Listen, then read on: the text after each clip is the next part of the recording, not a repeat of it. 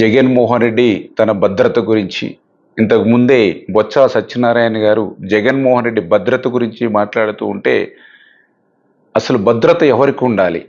ఒక నేర స్వభావం కలిగినటువంటి వ్యక్తి రాజకీయ ముసుగులో ఉన్నప్పుడు, ఎందుకంటే మొన్న ఎన్నికల్లో స్పష్టంగా ప్రజలందరూ కూడా ఆంధ్రప్రదేశ్ రాష్ట్రంలో తీర్పిచ్చారు. నేర స్వభావం కలిగినటువంటి జగన్మోహన్ రెడ్డి రాజకీయ ముసుగులో ఉన్నప్పుడు ఆయన నుంచి, ఆ జగన్మోహన్ రెడ్డి నుంచి ఈ రాష్ట్రానికి భద్రత కావాలి, ఈ రాష్ట్ర ప్రజలకు భద్రత కావాలని మొన్న ప్రజాస్వామ్యబద్ధంగా ప్రజలిచ్చినటువంటి తీర్పు. నిన్న స్పష్టంగా ఎస్పీ గారు చెప్పారు, ఏదైతే జగన్మోహన్ రెడ్డి పర్యటన నిమిత్తం 1100 మంది పోలీసుల్ని ప్రత్యేకంగా హెలీప్యాడ్ దగ్గరే 250 మంది పోలీసుల్ని బందోబస్తు ఏర్పాటు చేశామని. మీరందరూ చూస్తూ ఉన్నారు. ఒక పక్క ఈ రాష్ట్ర ముఖ్యమంత్రిగా ఉన్నటువంటి చంద్రబాబు నాయుడు గారు పదే పదే చెప్తూ ఉన్నారు, తన పర్యటనలో, ముఖ్యమంత్రి గారి పర్యటనలో సైతం పోలీసుల్ని తగ్గించండి, జిల్లాల నుంచి పోలీసు బలగాల్ని పెంచి మరి ప్రజల్ని ఇబ్బందికి గురి చేయొద్దు, బ్యారికేడ్లు వద్దు, పరదాలు వద్దు, చెట్లు కొట్టవద్దు అని ఒక పక్క ముఖ్యమంత్రి గారు తన భద్రతని తనకు తానే తగ్గించుకుంటున్నటువంటి పరిస్థితి మనం ప్రతి నిత్యము కూడా ఆయన పర్యటనలో మనం చూస్తూ ఉన్నాం. సరే, జగన్మోహన్ రెడ్డి గారు నిన్న ఏదైతే ఆ పర్యటనకు వచ్చింది, ఆయన పరామర్శకు వచ్చారా, బల ప్రదర్శనకు వచ్చారా?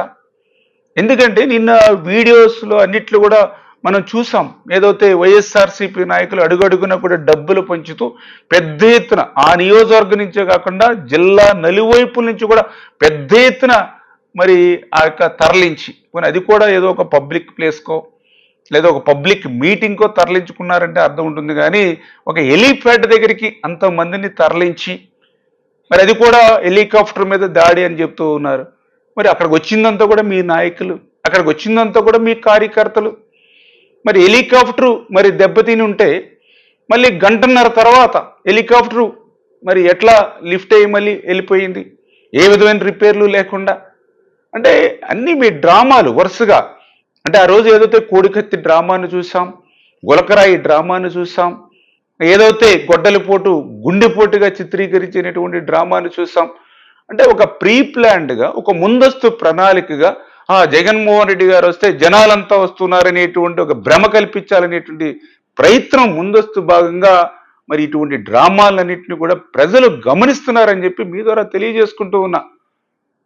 ఎందుకంటే గతంలో కూడా మనం చూసాం, చంద్రబాబు నాయుడు గారు మాజీ ముఖ్యమంత్రిగా గత వైసీపీ పాలన 5 సంవత్సరాలు ఏ రకంగా మీరు అరాచకత్వంతో మరి పనిచేశారో నేను అడుగుతూ ఉన్నా. ఈ 10 నెలల కూటమి పాలనలో ఎక్కడైనా ఈ జగన్మోహన్ రెడ్డి పర్యటనలో కానీ, జిల్లాలకు పోతున్నప్పుడు కానీ ఎక్కడైనా అడ్డంకులు కానీ అవరోధాలు కలిగాయా?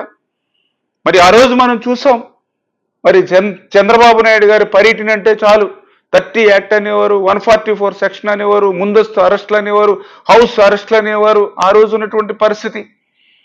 రోజు మరి మా ఇళ్ళ దగ్గర పేపర్ బాయ్ కంటే కూడా ముందు పోలీసు వచ్చి గేట్ దగ్గర నిలబడేటువంటి పరిస్థితి ఆ రోజుల్లో ఉండేది.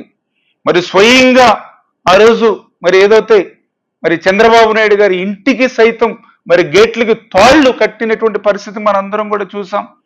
ఆ రోజు చంద్రబాబు నాయుడు గారి పర్యటనకు పోతే అటు అమరావతిలో రాజధానిలో ఆయన బస్సు మీద మరి రాళ్లు విసిరినటువంటి పరిస్థితి కానీ, ఒక ఎర్రగొండపాలెం కానీ, ఒక నందిగామ కానీ, ఒక పొంగనూరు కానీ స్వయంగా ఆయన మీదే దాడులు చేసినటువంటి పరిస్థితి మనందరం కూడా చూసాం.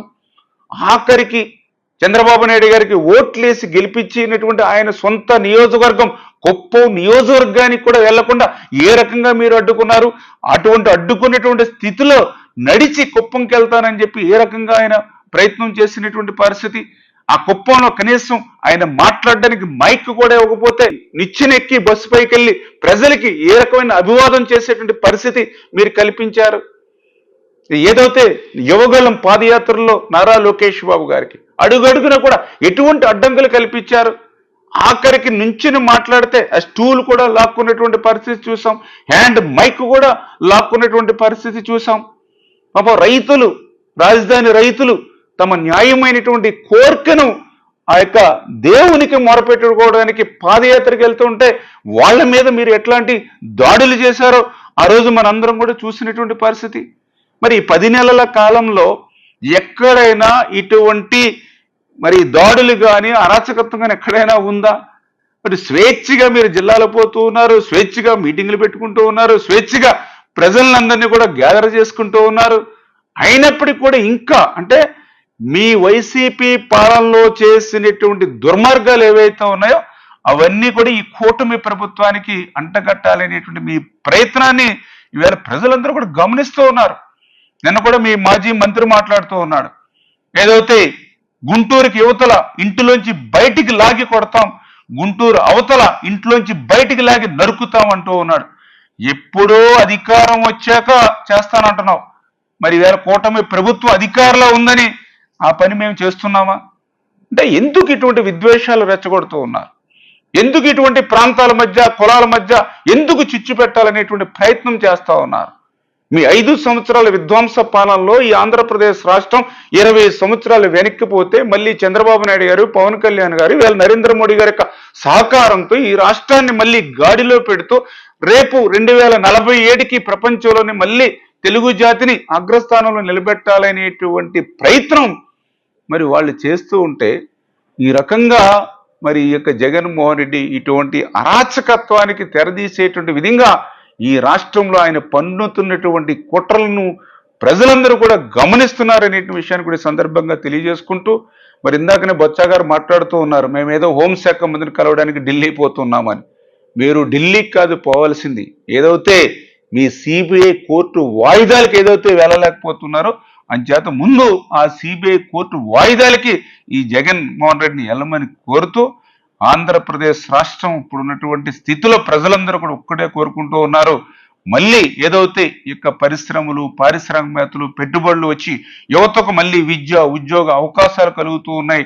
అటు రాజధాని నిర్మాణం జరుగుతూ ఉంది, ఇటు పోలవరం మరి ఏదైతే నిర్మాణం జరుగుతూ ఉంది, మన స్టీల్ ఫ్యాక్టరీని మనం కాపాడుకోగలిగాము, ఒక రైల్వే జోన్ మనం తీసుకురాగలిగాము, పెద్ద ఎత్తున సంక్షేమం మరి ఈవేళ ఆంధ్రప్రదేశ్ రాష్ట్రానికి అందుతుంది. ఇటువంటి పరిపాలన మరి జరుగుతున్నటువంటి దశలో ఈ యొక్క జగన్మోహన్ రెడ్డి చేస్తున్నటువంటి ఈ విష సంస్కృతికి ఏదైతే బీజం నాటాలని చూస్తూ ఉన్నాడో దాన్ని ప్రజలందరూ గమనిస్తూ ఉన్నారు.